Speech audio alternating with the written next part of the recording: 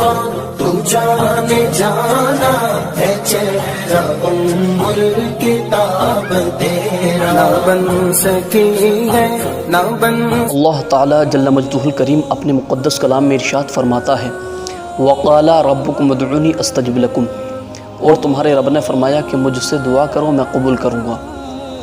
दुआ बहुत सारे दुआ के माने आते हैं, इबादत, निदा, तस्मिया, कलाम, बहुत सारे माने हैं।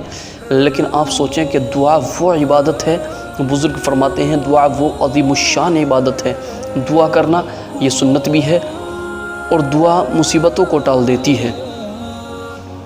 आका करीम अलैहिस्सलातु वस्सलाम ने इरशाद फरमाया अद्दुआउ मुख्खुल इबादा, दुआ इबादत का मग़ज़ है।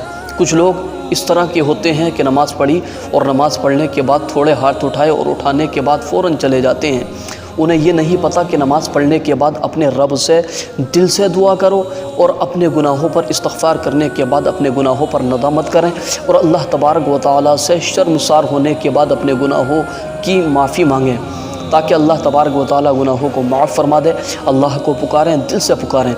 रसूलुल्लाह सल्लल्लाहु ताला अलैहि वसल्लम ने इरशाद फरमाया कि अल्लाह ताला का नाम पाक अरहमुर राहिमीन है कि जो बंदा 3 मरतबा अरहमुर राहिमीन पढ़ता है तो अल्लाह तबारक व तआला ने इस इसमें पाक पर एक फ़रिश्ता मुकर्रर कर रखा है।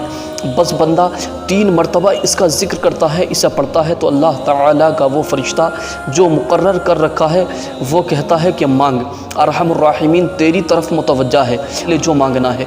तो आप सोचें कि अल्लाह का ज़िक्र करें, अल्लाह के इसमें पाक की तिलावत करने के बाद उससे दुआ मांगें तो अल्लाह तबारक व तआला बेशक दुआ को कबूल करने वाला है। दुआ वो हथियार है कि मुसीबत और बला को टाल देती है। दुआ वो इबादत है कि गुनाहों को मिटा देती है। दुआ वो चीज़ है कि अल्लाह तबारक नबी पाक अलैहिस्सलातु वस्सलाम ने इरशाद फरमाया कि अल्लाह ताला को दुनिया में कोई चीज़ पसंद नहीं है जितनी दुआ पसंद है। तो इसलिए अपनी नमाज़ों में, अपने घरों में, अपने गुनाहों पर तौबा करने के बाद अल्लाह से दुआ करें कि अल्लाह तबारक व तआला हम सब को नेकी की हिदायत अता फरमाए।